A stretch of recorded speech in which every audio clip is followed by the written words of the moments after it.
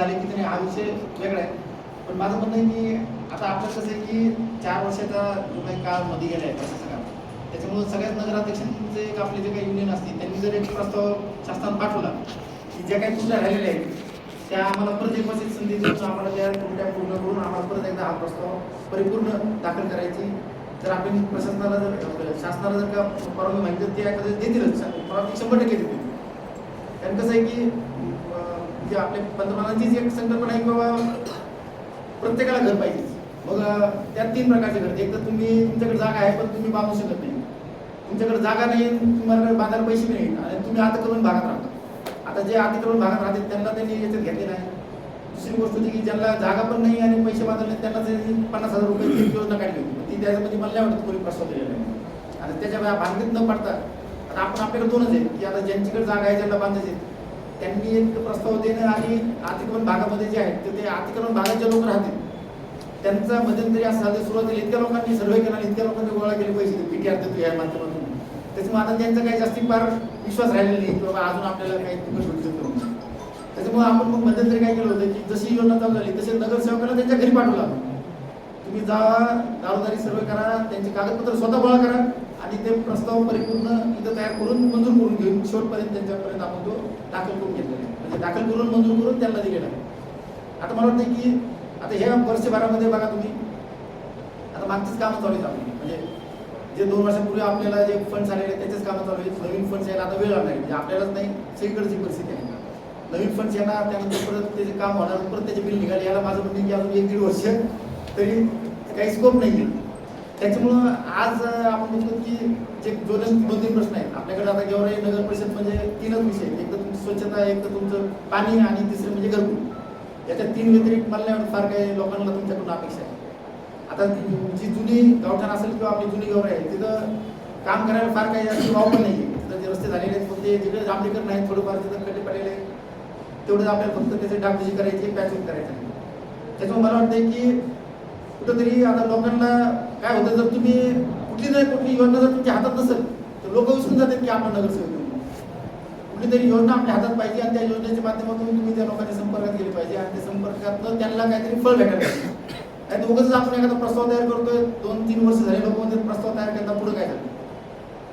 त्याच्यामुळे मला वाटतंय की ही एक अशी योजना आहे की आता घरकुलाची योजना आहे. समजा गृहीत झालं की जे काही आपले आता नवीन जे प्रस्ताव आहेत ते प्रस्ताव आता आपण बघतो की सगळ्यात पहिलं आपल्याला अतिक्रमण भागामध्ये जे पीटीआरला जे मंजुरीसाठी आहे शिवसाहेब म्हणजे की जे तो विषय आहे तो आता शेवटच्या टप्प्यात आहे. त्या प्रभागातील नगरसेवकांनी जर लक्ष दिलं तिथे लवकर होऊन जाईल. म्हणजे आता शिवसाहेब काय करतील जे बाळ जास्त रडते त्यालाच जसे आई पासतील तसे जे नगरसेवक जास्त धावपळ करतील ते त्यांना वेळ देतील. त्याच्यामुळं मला वाटतं किंवा जे जुने नगरसेवक आहेत जे दुसऱ्यांदा निवडून आलेले आहेत त्यांना बऱ्यापैकी याचा सगळा अनुभव आहे आणि जे नवीन नगरसेवक आहेत तुम्ही जर का वेळ दिला ताई तर मला वाटतं किंवा ह्या गोष्टी पहिले तुम्हाला समजायला पाहिजे. तुम्ही जर म्हणताल किंवा नाही बाकीचे होऊन जाईल आपण आपलं फक्त प्रस्ताव गोळा करून आणून इथं दाखल करून प्रशासनाच्या काही अडचणी असतील तर त्या सुद्धा आपल्याला मार्गी लावावं लागतात. कारण की प्रशासनावर तर झालेली शासनाने म्हणजे आपले नगर परिषद प्रशासन बघतो आपण शासनाने एवढं ताण दिलेलं त्यांना हे करा ते करा अमुक करा मग त्यांना ह्या गोष्टीसाठी वेळ भेटत नाही. मग ते आपलं काम म्हणजे आपल्याला ताट त्यांच्या पुढे मानून द्यावं मग ते सगळं सोपं होऊन जातं. ते आपण करत गेलेलो आहे. तिथं ब्रह्मदेव आहेत, दादागिरी आहेत, सगळे जुने नगरसेवक आहेत त्यांनी इथं पूर्ण मेहनत घेतली. त्याच्यामुळे मला वाटतं की तुम्ही जर सगळ्यात पहिली गोष्ट म्हणजे जे नवीन नगरसेवक पहिले निवडून आले त्यांना ही योजना आणि कार्य करायची पद्धत ही 2 गोष्टी तुम्हाला समजून घ्यावं लागणार. फार काय अवघड नाही. तुमचं जर सुरुवात करायची असेल तर पहिलं तुम्हाला ते मोजणी, डोस नकाशा, पंचनामे आणि नंतर मग तुमच्या एसडीओच्या बैठका होत्या त्याला मंजुरी भेटली की परत मग घरकुलाचे प्रस्ताव आले की मग त्याला टप्प्याटप्प्याने मंजुरी भेटली की परत जिओ टॅगिंग 1-2 टप्प्यामध्ये ते काम पूर्ण करणे शेवटचं त्याचा चेक देणं ही प्रक्रिया म्हणजे खरं तर तुम्ही सुरुवात केली की आपोआपच मग तो लाभार्थी आहे त्याच्या लक्षात आली की तो पूर्ण मग स्वतः पाठपुरावा तुम्हाला फक्त ही सुरुवात कारण की त्याला सुरुवातीला काही गोष्टीची त्यांना माहिती नसते त्याची भीती असते किंवा नेमकं आपल्याकडे आता डॉक्युमेंट कमी असतो एखादा या सगळ्या गोष्टीचे आता आपले जे जुने नगरसेवक त्यांना सगळ्यांना दोन्ही गोष्टी माहिती आहेत काम कशी करायची आणि जर काही एखादं त्रुटी असेल तर ती कशी पूर्ण करायची.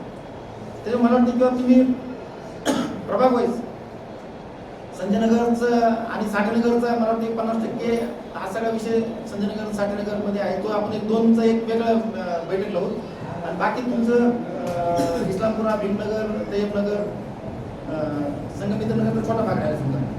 याचा एक वेगळा जर केला आपण तर आपल्याला हे दोन जे आहेत या साठीनगर आणि संजयनगरचं बऱ्यापैकी सगळं आटोक्यात आलेलं आहे. म्हणजे काय करायचं कसं करायचं या सगळ्या गोष्टी आपल्याला माहीत आहे. आणि बाकीचे 3 जे आहेत वॉर्ड तिथं माझं म्हणजे तुमचं सुरुवात आता हेच करणार म्हणजे तुमचं भीमनगरचा करणं आधी आवश्यक आहे. कारण की खालची आता ट्रायल कोर्टाची सुनावणी चालू झालेली आहे. त्याच्यामुळे तुम्हाला ते सुनावणी व्हायच्या आत एकदा याची मंजुरी भेटली जिल्हाधिकारी किंवा म्हणजे आपले ते कोर्टात दिले की आपण त्याच्या बाहेर निघून जाईल. त्यामुळे मला वाटतं तो विषय तुमचा आणि इस्लामपुराचा सोबत इस्लामपुराचा फार काही बिस्कट नाही. इस्लामपुरात तुमचं जर सोबतच गेलं तर मग फक्त राहतो आपला जो काही कुरबुगलीचा वक्फ बोर्डाची जागा आहे आणि तय्यबनगरचा. तर त्याच्यामध्ये आपल्याला पुढं काय करता येईल ते बघू. आणि काय होतं की त्याच्या अजून केंद्र सरकारचे राज्य सरकारचे काही निर्देश जर का आले असतील पण माहिती पण मला माझ्या माहितीप्रमाणे पेंडिंग आहे. पण ते आपल्याला थोडं पेंडिंग ठेवतं. बाकीचं जे आहे ते आपल्याला लवकरात लवकर पूर्ण करता येईल. त्याच्यामुळं तुम्ही जर का एक 15 दिवसाला एक आढावा बैठक जर घेतली तर 2 टप्प्यात शिवसेना मला वाटतं आपलं संतोष आपले साठेनगर आणि संजयनगर ते एक वेगळा करू आणि बाकी 3चं एक वेगळं करू. अशा 2 वेगवेगळ्या बैठका आपण लावून 15 दिवसाला येतात. म्हणजे तो पाठपुरावा आपल्या करता येईल.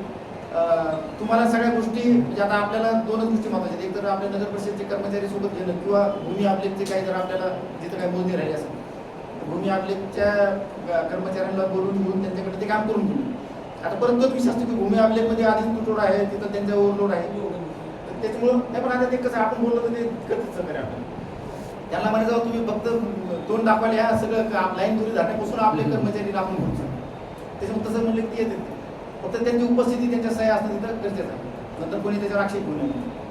त्याच्यामुळे मला वाटतं किंवा येणाऱ्या मला वाटतं 3-4 महिन्यामध्ये एक मूर्त रूप आपल्याला यायला जाते. आणि मला जे काय कळतं की ज्यांचे घरकुलाचे प्रस्ताव आधी येतील त्यांनाच पैसे भेटतील. कारण की नंतर शासनाने पैसे रिलीज करीत तेव्हा त्यांचा ज्यांचे पूर्ण झाले त्यांना आधी पैसे देऊन टाकतात. आणि मग काय होतं जे अर्धवट असते त्यांना ते पेंडिंग राहिले की मग परत पेंडिंग राहतं. त्याच्यामुळं आपलं एकदा प्रक्रिया चालू झाली लवकरात लवकर जर का जर काम चालू झाले घरकुलाचे तर त्याचे निधी सुद्धा लवकर भेटतो आपल्याला. फक्त एवढं जरी किंवा त्यासाठी म्हणजे लाभार्थ्यांना ताण न देता आपणच करायला पाहिजे. आतापर्यंत जे आपले परिपूर्ण झालेले आहेत ते सगळे आपल्या नगरसेवकांनी आणि कर्मचाऱ्यांनी घेतलेल्या मेहनतीमुळे झाले. त्यातले ठराविक काही लाभार्थी असतात की त्यांना स्वतः उत्साह असतो ते करते ते. पण बाकीच्या लोकांना ह्या गोष्टीचं जरा 4 हात लांबच राहते. तर ते आपली जबाबदारी असते की तुम्ही जसं समजा आता नगरसेवक म्हणजे तुम्ही त्यांचे काय म्हणतात ते आता सेवकच आहात. खरंच अर्थाने तुम्ही सेवकच आहात. ते तुम्हाला करणंच करणे आणि ते साहजिकच आहे की ह्या सगळ्या गोष्टी जर तुम्ही आज जर केल्या तर मग मला वाटतं की रस्ता लाईट आम्ही बघून घेऊ. तुम्हाला मग बाकीचं एवढंच आहे की संपर्क आणि मला वाटतं की संपर्क कायम करण्यासाठी एक चांगलं माध्यम आहे. तर फक्त आता आज एक 8 दिवसात शिवसाहेब आता जे काही आपले स्क्रुटिनी आहे आणि विषय असा आहे की आपल्याला मदत करायची शिवसाहेबांना. तेव्हा हे सगळी आपली जबाबदारी हे आपले गाव आहेत आपले इकडचे लोक रहिवासी आपले जवळचे आहेत. त्याच्यामुळं त्यांना सगळं आपल्याला व्यवस्थित जर मानून दिलं तर आपल्याला याच्यात लवकरात लवकर फळ भेटू शकतं. एवढंच या संदर्भात बोलतो आणि मला वाटतं दर 15 दिवसाला एक आढावा बैठक घेतो. पण आढावा बैठकीच्या आधी तुमचं होमवर्क पूर्ण झालं पाहिजे. म्हणजे जर पुढच्या बैठकीला मला शिवसाहेबांना काही विचारायच्या ऐवजी मला नगरसेवकांना जर आपण प्रश्न विचारत तर उत्तर द्यायला पाहिजे. ठीक आहे तुम्हाला महिना लागेल 2 महिने पण तुम्ही त्या प्रक्रियेत गेल्यानंतर आपोआप तुम्हाला ते प्रश्न आणि त्याचे उत्तर दोन्ही भेटतील. त्याच्यामुळे जर तुम्ही जर मनावर घेतलं तर नक्कीच आपल्याला 2-3 महिन्यामध्ये आपण एक म्हणजे आपले प्रस्ताव की तयार होतील आणि नंतर एकदा प्रस्ताव तयार झाले तर मग शासनाकडे निधी आणणं फार काय अवघड गोष्ट नाही. तेव्हा मला वाटतं की आपण 15 दिवसानंतर एक आढावा बैठक लावू.